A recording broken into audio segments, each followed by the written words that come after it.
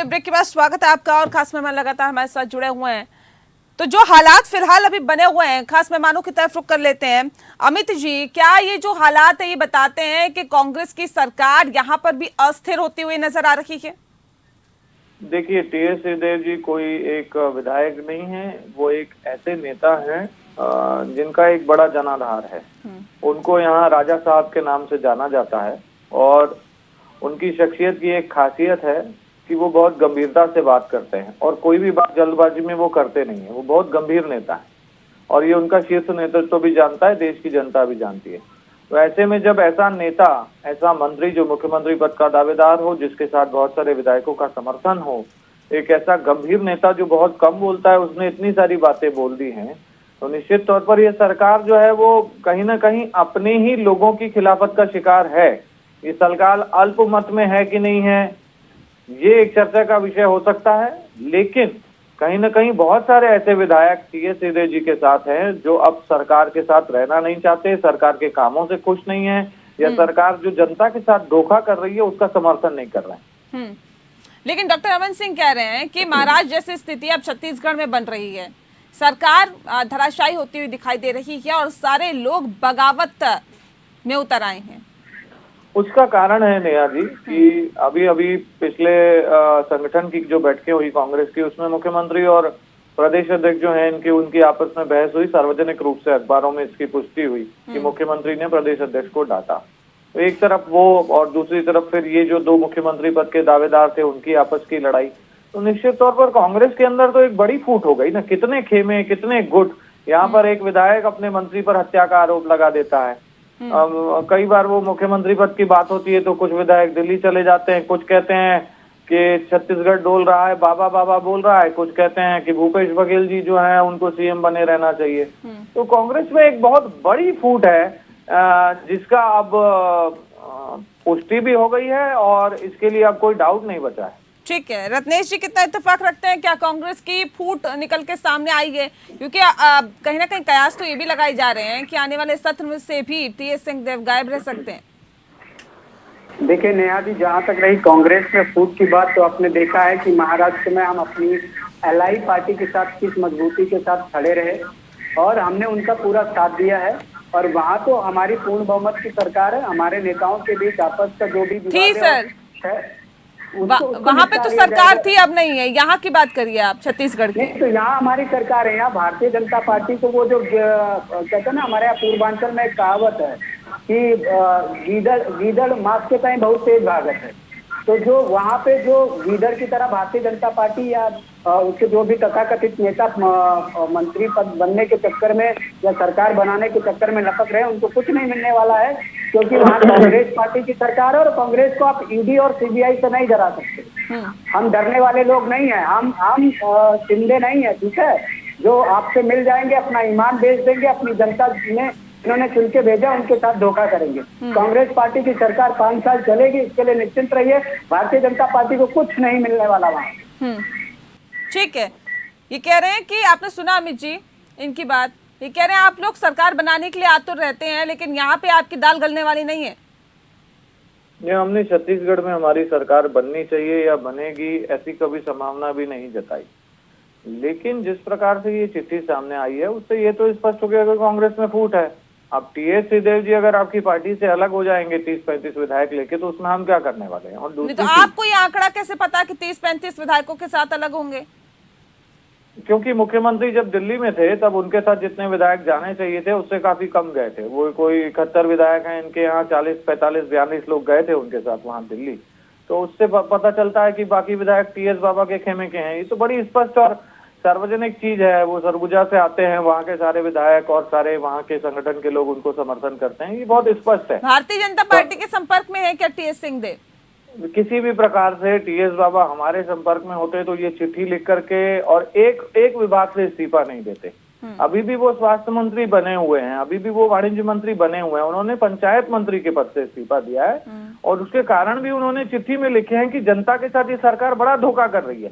तो सरकार किसी की आए नहीं आए, ये बात तो स्पष्ट हो गई कि कांग्रेस को जो मौका जनता ने दिया उस मौके को एक दुरुपयोग करने वाली सरकार कांग्रेस है और जनता जिन्होंने 71 सीटें दी उसके साथ एक बड़ा धोखा करके उसके साथ ठीक अन्याय है, ये का काम चिट्ठी कहीं ना कांग्रेस पार्टी कहीं ने ये किया। बता रही है रत्नेश जी कि जनता के साथ छलावा हो रहा है, और ये खुद आपके ही कहीं ना कहीं पार्टी के नेता इस बात को कहीं ना कहीं पुख्ता करते हैं।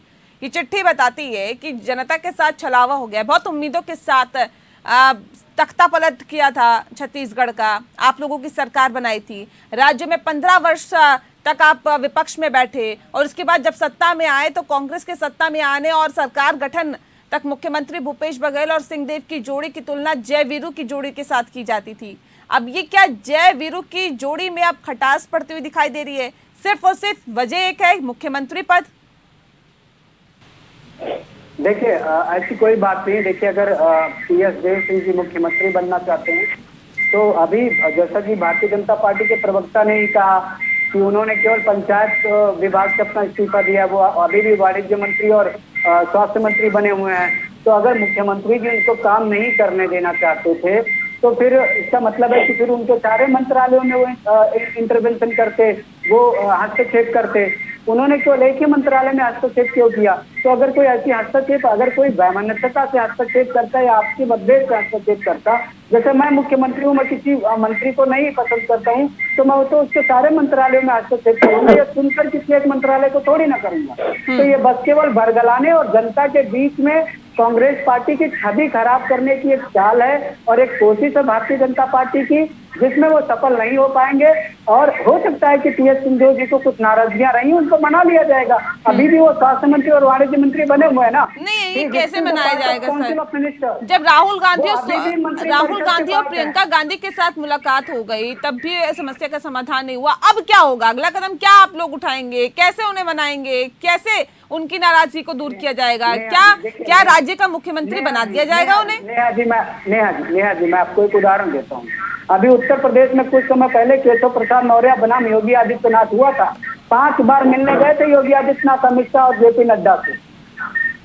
तो एक बार की मुलाकात में तो वहां पे भी चीजें सॉर्ट आउट नहीं हो पाई थी ना। मैं तो उत्तर प्रदेश का रहने वाला बहुत अच्छी तरह जानता हूँ कि इनके संगठन महामंत्री सुनील बंसल और योगी आदित्यनाथ एक मंच पर कभी नजर नहीं आते। दोनों एक दूसरे के मामलों में अगर आप सुनील बंसल गुस्से हैं तो योगी जी आपका काम नहीं करेंगे। सिर्फ टोगल तो नहीं होता, ऐसी स्थिति तो नहीं होती जैसे आपके राज्य में आपकी मौजूदा सरकार में हो रही है। सुनिए तो उसका जवाब दे देता हूँ। कांग्रेस पार्टी कभी भी किसी पार्टी के आंतरिक मुद्दों को सत्ता पाने का साधन नहीं बनाती, कभी इनके विधायकों या सांसदों को डराकर सत्ता पाने का प्रयास नहीं करती। भारतीय जनता पार्टी कैसे डराएंगे सर? कैसे डराएंगे? अरे आपने देखा महाराष्ट्र में कैसे डराया।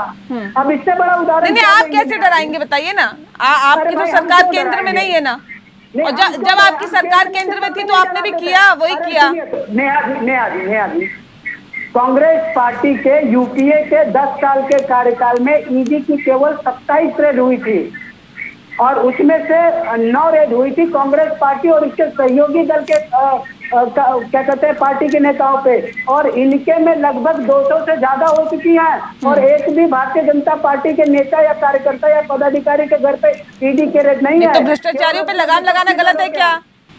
अरे नहीं, ईडी की जांच लगाना हमने कब कहा? नहीं तो ईडी की जांच होना गलत है क्या? गलत तरीके से जांच करना गलत है उसका। नहीं, आप तय करेंगे क्या रत्नेश जी? बिल्कुल तय करेंगे भाई, विपक्ष में। नहीं, आप कैसे तय कर लेंगे कि गलत है सही है? गलत और सही का पैमाना क्या होता है ये आपको बखूबी जानना चाहिए सर। नेहा जी मैं आपसी के साथ आप ही के कार्यक्रम में बैठा था पक्ष विपक्ष में, और उसमें भारतीय जनता पार्टी के प्रवक्ता बोल के गए थे कि कुछ तो मजबूरियां हैं उद्धव ठाकरे की और एकनाथ शिंदे जी की, जो वो वहां पर सरकार में अलग हो रहे हैं। ठीक है सर। और छत्तीसगढ़ पे आ जाइए, महाराष्ट्र में जाएंगे, उत्तर प्रदेश में जाएंगे, फंस जाएंगे। छत्तीसगढ़ में आ जाइए, बताइए कि छत्तीसगढ़ में गिरती हुई सरकार को कैसे बचाया जाएगा। नेहा जी फंसने वाली बात कोई नहीं है। हमारे यहाँ कहा जाता है कि दूसरे के अगर जिसके घर पीछे के हों वो दूसरे के घरों पर पत्थर नहीं मारा करते। भारतीय जनता पार्टी पहले अपने प्रदेशों में जहाँ उसकी पूर्ण बहुमत की सरकार है और जहाँ वो बहुत मजबूत राजनीतिक दल के तौर पे जानी जाती है, वहाँ तमाम सारे डिफरेंसेज हैं। ठीक है, मैं कार्यक्रम के आखिरी पड़ाव में एक आखिरी कमेंट अमित जी जल्दी से। देखिए, इनके खुद के मंत्री संभाले नहीं जा रहे हैं इनसे, और ये भाजपा पे आरोप लगाते हैं, इसीलिए इनकी ये दुर्गति हो रही है। ये अपने लोगों से बात करते नहीं है, बस ये टीवी पे आएंगे, बीजेपी पे आरोप लगाएंगे, और हर प्रदेश में इनके फूट होती जा रही है।